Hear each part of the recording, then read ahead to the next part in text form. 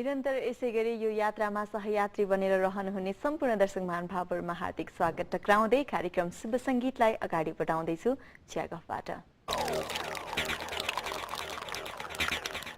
चियागफका आजको नवीनतम श्रृंखलामा नयाँ अतिथिको साथमा हामी उपस्थित भइसकेका छौं। आजको श्रृंखलामा हामी कुराकानी गर्न जाँदैछौं वरिष्ठ तथा अन्तर्राष्ट्रिय जुडो प्रशिक्षक ज्यूसँग। उहाँ हुनुहुन्छ विनोद राज सैज्यू। आउनुहोस् उहाँलाई कार्यक्रममा स्वागत गरौँ। नमस्ते। आराम हुनुहुन्छ? हजुर। चियागफमा स्वागत छ यहाँलाई। धन्यवाद। र भर्खरै आउनु भएको छ नेपाल अहिले? हजुर। खास यो गेमकै विषयमा हो कि तपाईको पर्सनल कुरा लिएर आउँदै हुनुहुन्छ? एक्चुअली म चाहिँ यहाँबाट चाहिँ गेममा गएको थिएँ युएसमा, अनि त्यहाँ जाँदाखेरि चाहिँ विभिन्न अफरहरू आयो र त्यहाँ गर्दाखेरि चाहिँ कस्तो भन्दाखेरि त्यो पर्मानेन्ट रेसिडेन्टको लागि चाहिँ त्यहाँ चाहिँ एउटा EB-1 भन्ने हुँदो रहेछ। त्यसमा चाहिँ एक्स्ट्राअर्डिनरी भनेर वर्ल्ड वाइड जुन क्वालिफाइड व्यक्तिहरूलाई चाहिँ तिनीहरूले पर्मानेन्ट रेसिडेन्टको लागि अफर गर्दो रहेछ। अनि त्यसमा चाहिँ मैले एप्लाई गरेँ। एप्लाई गर्दाखेरि चाहिँ मेरो अनि पेपर भयो। त्यसपछि अनि म अहिले नेपाल आएको। सबैलाई जस्तो तपाईलाई पनि त्यो मोहले तान्यो?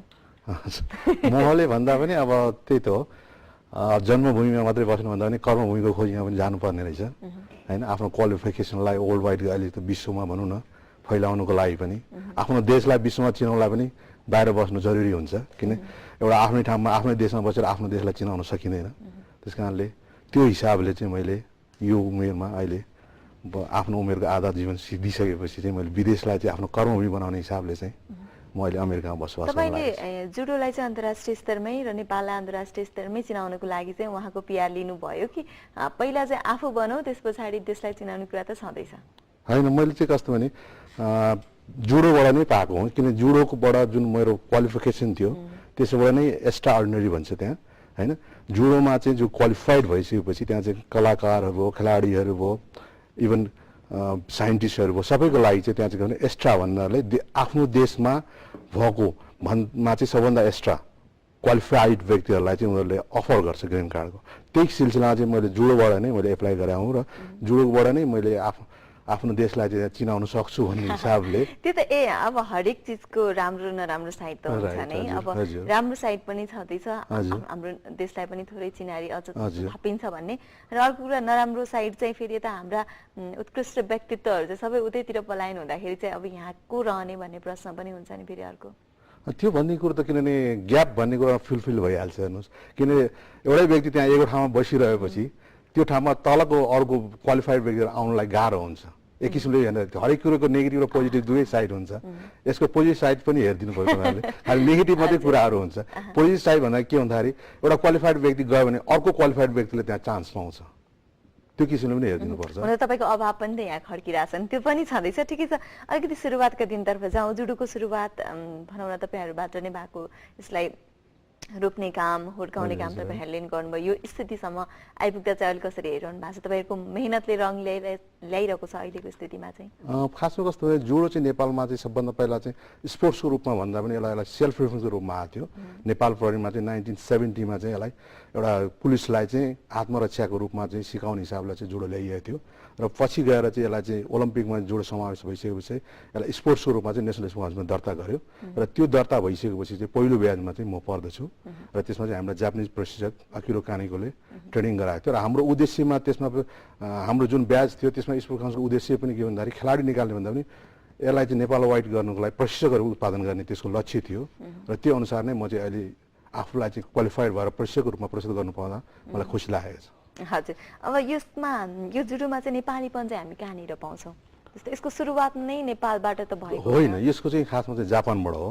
तर नेपालीपन भन्दा पनि एउटा नेपालीले गएर गर्छ भने त कुनै पनि ठाउँमा गर्दा नेपालको झन्डा नै बोकेको हुन्छ। जस्तो मैले अमेरिकामा गएर अहिले जाँदाखेरि नै मैले भनौँ न 1 वर्षको बसाइमा मैले 5-6वटा त्यहाँको गेमहरूमा पार्टिसिपेट गरेँ, इन्टरनेसनल पार्टिसिपेट। त्यहाँ जाँदाखेरि जहिले पनि म के हुन्छ, जुडो रेफ्री त हो तर जुडो रेफ्री कहाँको भन्दाखेरि नेपालको भनेर एनाउन्स हुन्छ।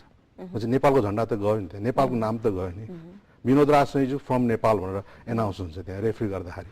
मतलब नेपाल एउटा आफ्नो जन्मभूमिको मैले नाम त त्यहाँ राखेँ नि, मलाई त्यो जस्तो लाग्छ। तपाईँले त्यहाँका प्रोग्रामहरूमा भाग लिइरहँदाखेरि चाहिँ के छ, तपाईँले प्रशिक्षण पनि दिइरहनु भएको छ होला त्यहाँ पक्कै अहिले चाहिँ? अहिले प्रशिक्षण भन्दा पनि मैले त्यही विभिन्न क्लबमा गएर सिकाउँदा सिकाएर तर एउटा भोलन्टियरको रूपमा तर मैले एउटा क्लब पनि त्यहाँ दर्ता गरेको छु।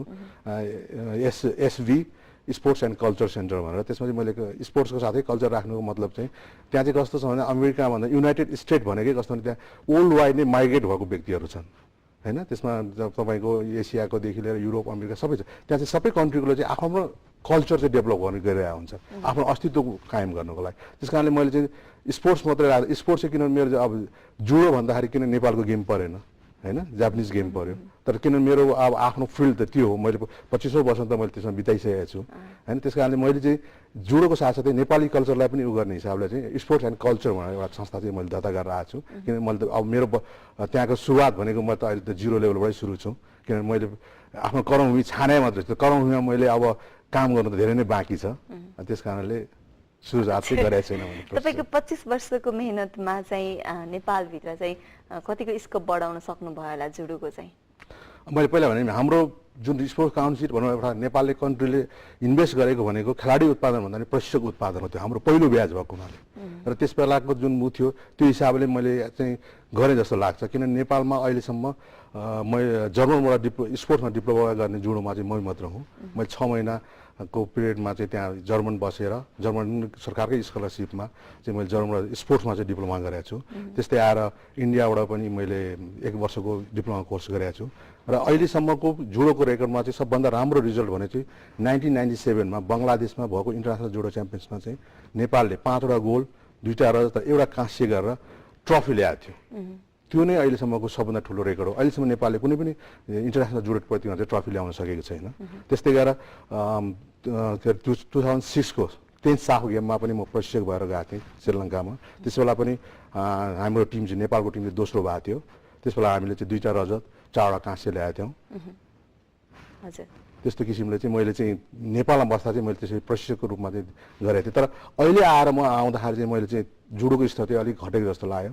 किनभने जुन यसले 11औं साफ गेम जुन भएको थियो त्यसमा चाहिँ हामीले चाहिँ सिर्फ 4वटा काँस्यमा चित्त बुझाउनु पर्यो जुडोमा चाहिँ, जुडो खेलमा। तपाईँहरू जस्तो व्यक्तित्वहरू बाहिर हुनुहुन्छ अनि त्यो भन्दा पनि कस्तो भने अहिले चाहिँ मलाई जहाँसम्म लाग्छ देशको परिस्थितिले गर्दा पनि इफेक्ट परेको हुनसक्छ। किनभने खेल्नु भनेको पनि क्वालिफाइड भएर मात्रै हुँदैन, किन माइन्ड पनि फ्रेस हुनुपर्छ। किनभने आफूले जानेको टेक्निक युज गर्न सक्यो भने मात्रै उसले जित्छ। नेपालमा कस्तो वातावरण छ त जुडोको लागि चाहिँ खेलाडीहरूलाई? खेलाडीहरूलाई भन्दाखेरि ठिकै छ भन्नु पर्यो अहिलेको स्थितिमा त। होइन त्यति अब बाहिर जस्तो स्कोप त छैन। तर स्कोप छैन भन्दाखेरि मलाई हेर्नुहोस्, म त्यही जुडोबाट नै अब नेपालमै सिकेर जुडोबाट मैले विश्वको हरेक कुनामा पुगिसकेँ। अहिले आएर मैले अमेरिकाको पिआर पनि जुडोबाटै पाएको छु। भनेपछि कुनै पनि फिल्डमा यदि कुनै पनि व्यक्ति लगनशील भएर लाग्छ भने त्यसले प्रतिफल अवश्य पाउँछ। हाम्रो किनभने हिन्दू धर्ममा एउटा महाभारतमा पनि उखान छ, कर्म गर फलको आशा नगर भन्छ। कर्म गर्दै गएपछि फल त अवश्य मिल्छ। किनभने मैले आज कर्म गर्दै गएँ। तपाईँको ठाउँमा पुग्न नसक्ने अवस्था पनि हुनसक्छ। नेपालमै बसेर गर्न चाहने जुडो खेलाडीहरूलाई चाहिँ कस्तो वातावरण छ त? नेपालमै बस्छु म, नेपालमै केही गर्छु र जुडोमै लाग्छु भनेर बस्ने खेलाडीहरूलाई सस्टेन हुन सजिलो छ? त्यो सफल भयो भने त सक्छ। सफलतामा डिपेन्ड गर्छ, हरेक कुरामा सफलतै काम। जस्तो एउटा उदाहरण लिउँ, माओवादी पार्टीको उदाहरण दिन्छु। जब उनीहरू असफल थिए कि उनीहरू के थियो, आतङ्कवादी थिए। सफल भए, क्रान्तिकारी भए। हरेक फिल्डमा त्यही हुन्छ, राजनीतिदेखि लिएर हरेक फिल्डमा त्यही हुन्छ। किनभने जबसम्म उनीहरू असफल थिए उसलाई आतङ्कवादी भनेर घोषणा गरिएको थियो। तर जब उनीहरू सफल भए के भयो, सबै क्रान्तिकारी भए। यसैलाई उदाहरण दिन्छु। खेलमा पनि त्यही हो। सफल भयो भने तपाईँ हेर्नुहोस्, अहिले सरकारले घोषणा गरेछ ओलम्पिकमा मेडल ल्यायो भने तपाईँको सबै चिज पाउँछ उसले। तर ओलम्पिकमा मेडल ल्याउनु सक्नु पर्यो। अनि स्कोप छैन त कसरी भन्ने? जनचासो चाहिँ कतिको देख्नुहुन्छ नेपालभित्र त खेलाडीहरूले? जनचासो चाहिँ म त्यति देख्दिनँ। किनभने हाम्रो खेलको विकास नहुनुमा पनि म त्यही भन्छु कि हाम्रो समाजमा चाहिँ खेलकुदलाई चाहिँ राम्रो किसिमले हेरिँदैन।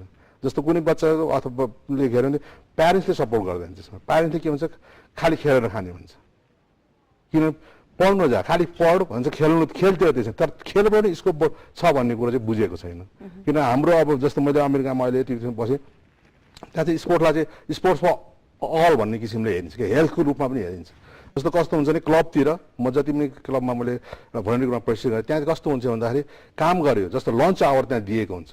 लन्च आवरमा पनि मान्छेहरू नभइकन त्यहाँ आएर खेलेर जान्छन्। लन्च आवर पनि सदुपयोग गर्नलाई, फिजिकल फिटनेसको लागि आउँछन् अनि ट्रेनिङ गर्छ अनि उनीहरू अब त्यहाँ त सबै फेसिलिटी हुन्छ क्लबमा यहाँको जस्तो होइन नुहाइधुवाइ गऱ्यो आफ्नो ड्रेसअप गरेर फेरि काममा फर्किन्छ त्यस्तो किसिमको छ त्यसरी स्पोर्ट्सले चाहिँ हेल्थ र सबै चिज दिन्छ भन्ने कुरो चाहिँ यहाँको जनमानसमा चाहिँ हुनु पर्यो यहाँको जुन शिक्षा मन्त्रालय अन्तर्गत राखिएको छ तर शिक्षामा चाहिँ त्यो हेल्थलाई तपाईँ अब नेपालमा एउटा वरिष्ठ जुडो प्रशिक्षक भएको नाताले अब अहिले युएस गइसकेपछि अन्तर्राष्ट्रिय स्तरमा नै अब यहाँ बसेका खेलाडीहरूको लागि त्यहाँबाट गर्ने तपाईँले हुन्छ नि केही सेवा सुविधाका कुराहरू अथवा उहाँहरूको हक अधिकारको लागि केही गर्ने कुराहरू के छ तपाईँको सोच चाहिँ अगाडि मैले चाहिँ के भन्छ त्यो क्लब मैले अहिले दर्ता गरेको छु अब यहाँबाट कस्तो भने उता लाने चाहिँ सोच भन्दा पनि उताबाट चाहिँ मैले जुन बच्चाहरू ल्याएर यहाँ ट्रेनिङ गराउने यहाँसँग घुलमिल गराउने त्यस्तो किसिमको चाहिँ मैले प्रोग्रामहरू गरिरहेको छु अहिले बनाउने प्लान युएसबाट नेपाल ल्याउने बच्चाहरू त्यहाँ चाहिँ समर भ्याकेसन विन्टर भ्याकेसन खास रिजन चाहिँ